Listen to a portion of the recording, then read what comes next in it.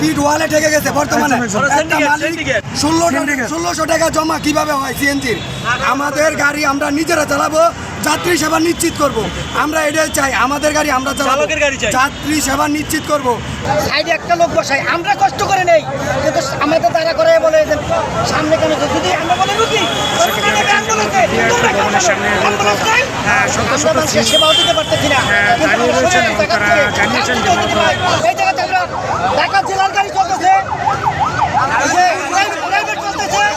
গাজীপুর চলতেছে, ঢাকার বাইরের গাড়ি ঢাকার ভিতরে চলতেছে।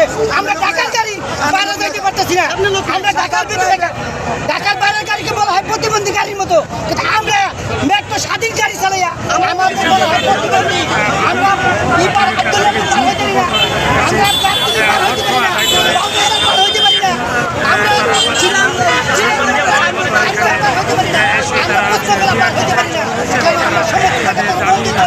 আমাদের এর থেকে জেলা বন্ধ না করিয়া সমস্ত জায়গাতে তাদের চালাইতেছে, কিন্তু আমাদের বন্ধ করতেছে, আমাদের হাত পা ভেঙে দিতেছে।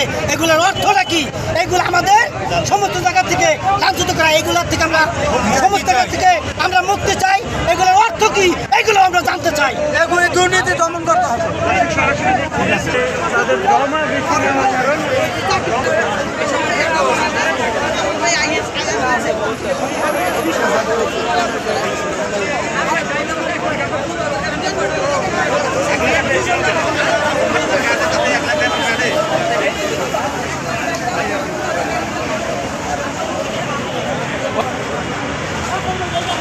আপনারা দেখছেন যে বিআরটি যে মহাখালী যে বিআরটি রয়েছে, সেই বিআরটির সামনে মূলত শত শত শ্রমিক তারা অবরুদ্ধ করে দাঁড়িয়ে রয়েছেন এবং তারা বলছেন যে তাদের যে মালিকরা তাদেরকে মূলত যে আগে 900 টাকা জমা দেওয়া হতো, কিন্তু এখন তাদের কাছ থেকে মূলত 1300 টাকা জমা নেওয়ার জন্য তারা একটি মালিক চক্র, তারা মূলত বিআরটির কাছে এসে তারা একটি দাবিদার, তারা একটি চক্রান্ত করার চেষ্টা চালিয়ে যাচ্ছে। তারা জানার পরে তারা মূলত এখন এসে 100-1700 টাকা জমা নেয়।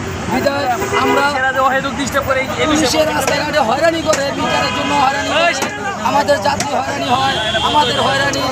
আমরা দেখা যায় সারাদিন রাস্তায় 2 টাকাও কাজ করতে পারি না। দেখা যায় সারাদিনে আমরা 1500-1600 টাকা ভাড়া মারি।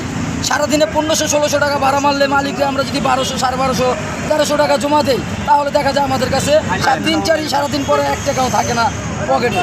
দেখা যায় আমরা বাসায় গেলে আমাদের সাথে বউর সাথে লাগে ঝরগা বিবাদ। কি বলে বাসায় বউ কি বলে? রাস্তায় যে কি করো, মরা গরুর বাল হালাও। তখন দেখা যায় আমরা মাথা নিচে করে রাখতে হয়। সারাদিন পরিশ্রম করি, আমাদের মাথার গাম পায়ে বেলায়া সারাদিন কাজ করি, রাজ্যে এসে জমা দিতে পারি না। মাহাজন অত্যাচারী। আর রাস্তাঘাটে মনে করেন ওই রাস্তায় আমরা রাখতে পারি না, একটা ব্রেক করতে পারি না। আমাদের কোনো একটা সিস্টেম নাই, আমাদের উচ্ছৃঙ্খলা মানে উচ্ছৃঙ্খলাভাবে আমরা ব্রেক করলে আমাদের লাইসেন্স নেওয়া যায়, কাগজ নেওয়া যায়। সেটা যে আগামীতে না হয়, আমরা একটা গাড়ি কি করে 30 লাখ টাকা দাম হয়? একটা সিএনজির দাম 30 লাখ টাকা কিভাবে হয়? আমাদের ওয়ালে ঠেকে গেছে, এখন আমাদের আর কিছু করার নাই। আমার জমা যদি কি আপনাদের দাবি মেনে নিছে? আমাদের দাবি অবশ্যই মানতে হবে এবং মেনে নিয়েছে। 900 টাকা জমা নিয়েছে, 900 টাকা জমা, 5000 গাড়ি 900 টাকা জমা হয়, তাহলে আপনারা চালাবেন গাড়ি? আমরা চালাবো, আমরা গ্যারেজ ভাড়া দিব না, কোনো অজুহাত দেখাতে পারবো না। 900 টাকা জমা দিব, গ্যারেজ ভাড়া দিবে। সারা ঢাকা সিটিতে আমাদের কেন পার্কিং নাই?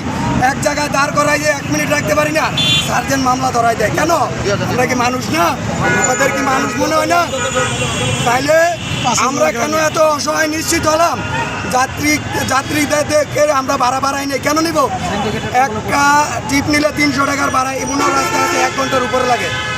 তাহলে আপনি চিন্তা করেন, যদি রাস্তায় যানজট থাকে আমরা কই যাব? আমরা 1200 টাকা জমা এক হাতে, 2 হাতে 1600 টাকা জমা, আমরা কই পাবো এই টাকা?